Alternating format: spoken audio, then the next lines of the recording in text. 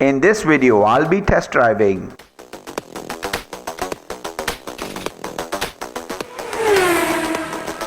now. Definitely Tata Nexon EV is one car you must have seen tons of review on YouTube already. I'm not saying anything new that you already do not know. Ziptron technology and highly efficient permanent magnet AC motor providing superior performance on demand. It also offers the best in industry dust and waterproof battery system meeting the IP67 standards. From an aesthetic perspective, you just see a blue accent going, which might signify this is an EV compared to your regular Tata Nexon. 30.2 kilowatt battery pack which generates 129 PS with 240 Newton meters of peak torque. The power is more than petrol and diesel, but the torque is less than diesel.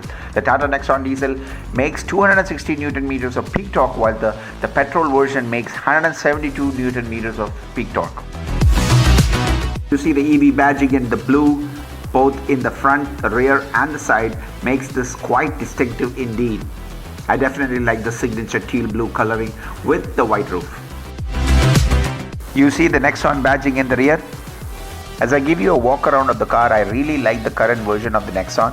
As you see from other clips, this color is quite interesting. The first Nexon was released in 2017. Quite frankly, I was never a fan of it. You tell me what you think of the current Nexon in the comment section.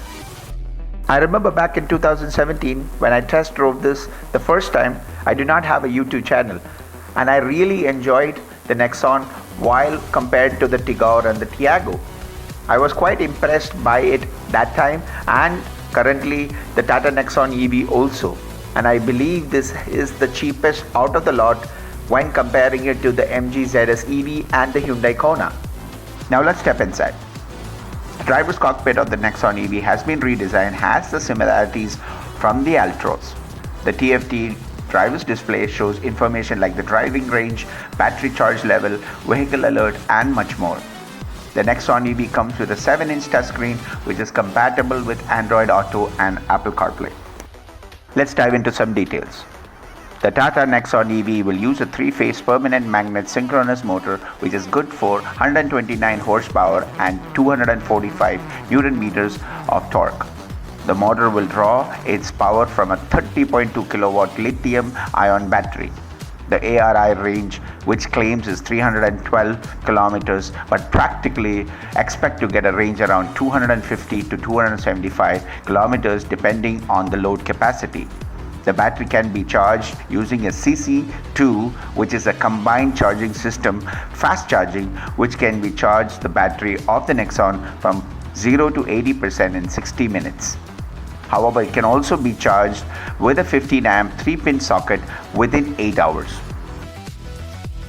Now let's compare Tata Nexon EV compared to the other EVs in the market currently, which is a segment which was done by business today. The Tata Nexon comes under 4 meters, which has a width of 1811 and a height of 1600 mm. There's a ground clearance of 205 mm, which is the highest in the segment, and with a boot space capacity of 350, which makes it the least out of the segment. The performance, the max power in PS is 129, which is the least compared to the other two EVs, and a maximum torque of 245. You have to remember that the battery size compared to the other ones is the least also with 30.2 kilowatt, while MG ZS has the highest with a 44.5 kilowatt. The range capacity which Tata Nexon from an ARI perspective is given is 311 kilometers, while you see Hyundai Kona at 452 kilometers. For the 0 to 100 kilometers at 9.9 seconds, while you see MG ZS with a 8.5 as the least. Now let's go into the charging times. You see that the DC fast charger 80% in 1 hour for the Tata Nexon EV, and for the MG and for the Kona you see the segments with 80% coming around roughly between 50 to 57 minutes. Now if you have a home charger, it will charge within 8 hours when comparing it to MG, which is 6 to 8 hours, and Kona with 6 hours 10 minutes. Now if you see from a price perspective, Tata Nexon EV is the cheapest out of the bunch, which coming at 13 lakhs, the starting price, which goes up to 17 lakhs. And if you see Hyundai Kona being the most expensive, around 23 lakhs, when getting Tata Nexon EV, things to keep in mind. Ensure you get the charging cable and the home charger box. Tata Motors partner with the Tata Power to come and install the box at your home or work location. Cable to be used for home charging is better to be tested before you head home.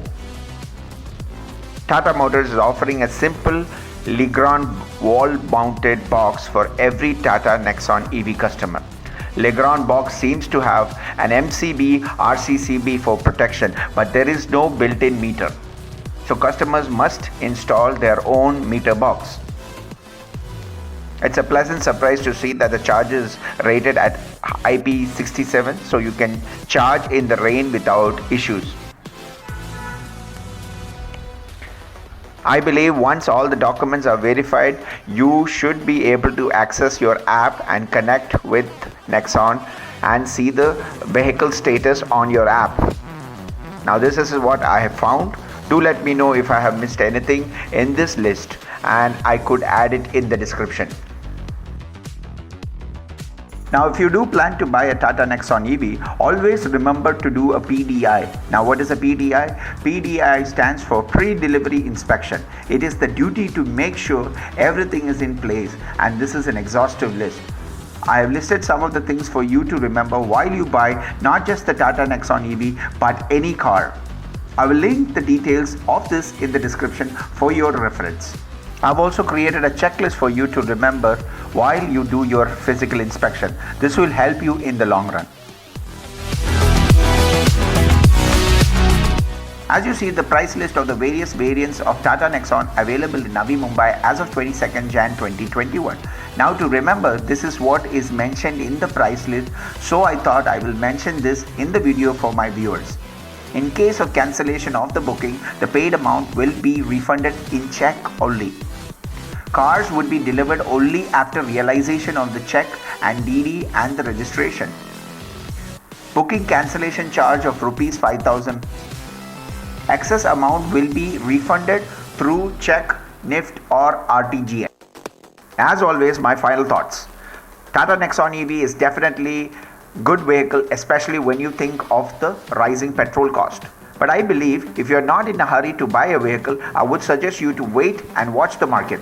Currently, I find 70 lakhs still too pricey for electric vehicle segment, keeping in mind the limitations of EV technology in India as of now. If you've been enjoying my video, do hit the like button and subscribe to my channel.